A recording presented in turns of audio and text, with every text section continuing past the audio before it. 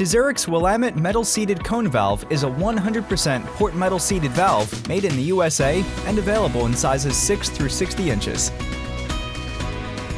The first step in the manufacturing process is machining. The flanges, trunnions, and mating surfaces of each piece part are machined to precise dimensions. The valve seat area is rough machined to prepare for the seat material overlay. The Monel overlay is welded in the seat area and on the plug.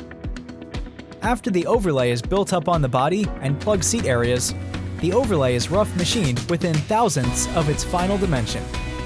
The overlays on the body and plug seats are precision ground to match each other's taper exactly.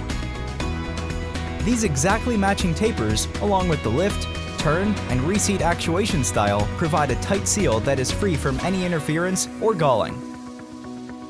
Finally, the valve is blasted, painted, assembled, and tested to DeZURIK and industry standards.